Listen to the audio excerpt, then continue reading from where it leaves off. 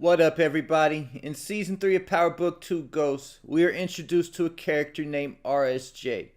RSJ was introduced when he was speaking at a conference with some of the world's most influential people.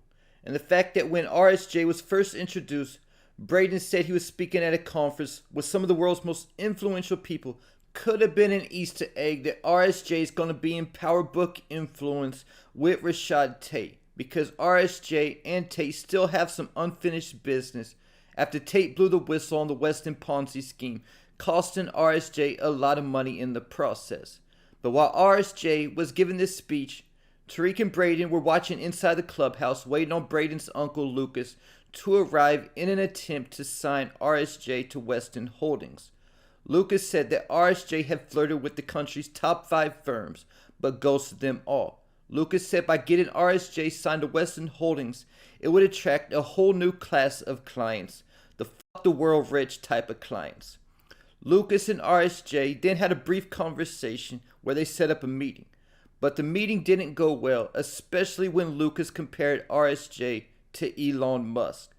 RSJ then said to Lucas, didn't Elon Musk build his empire off his daddy's apartheid profits?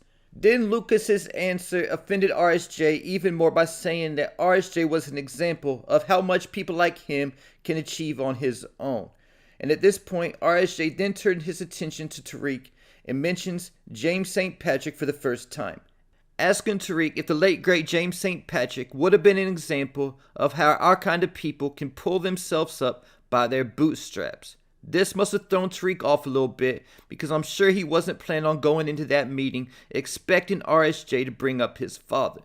But also notice the level of respect that RSJ showed to James, calling him the late great James St. Patrick. Then RSJ went on to tell Lucas that now wasn't the time for him to invest, then looked at Tariq and said he was focusing more on his real estate portfolio.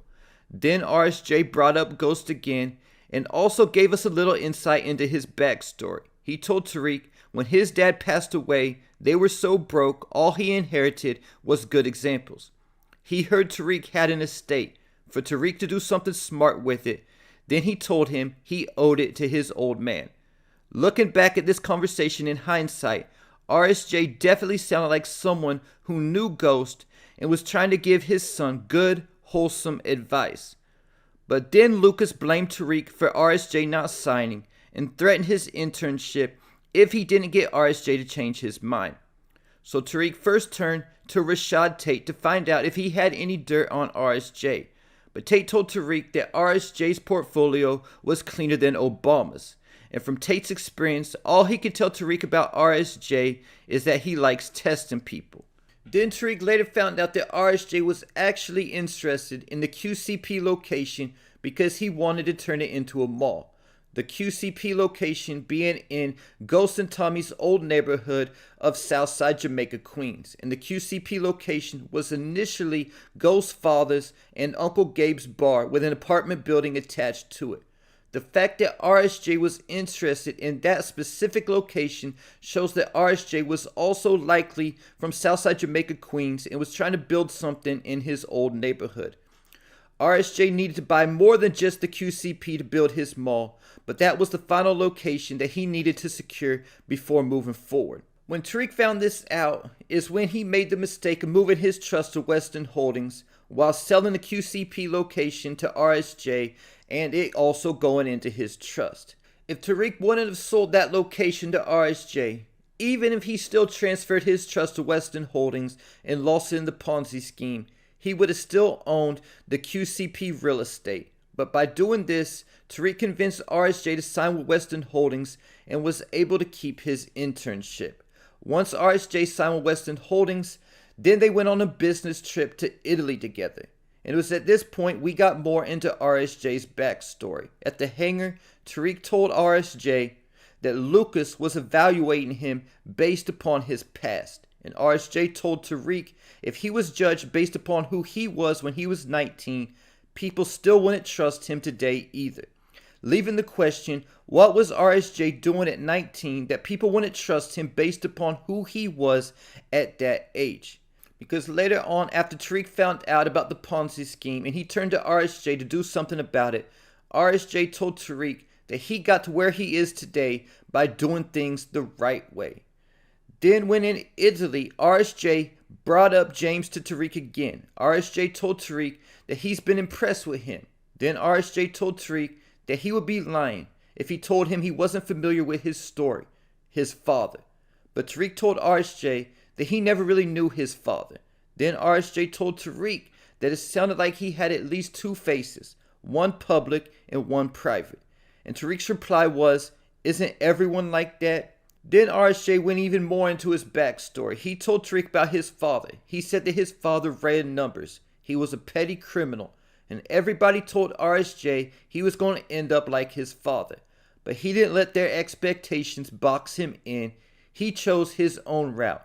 And he hoped Tariq would do the same thing.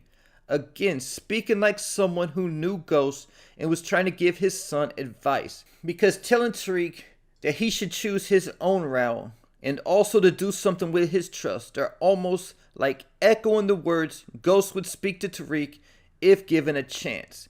Leaving the question, did RSJ know Ghost? Did they grow up together in the same neighborhood? And also, if RSJ is from Southside Jamaica, Queens, who is his father? And will RSJ and his family be in Raising Canaan or Origins? And I believe that we got a little more into RSJ's backstory and his connection to Ghost in Season 2 of Force. Kate was completing the steps for her NA program and went to make amends with Tommy.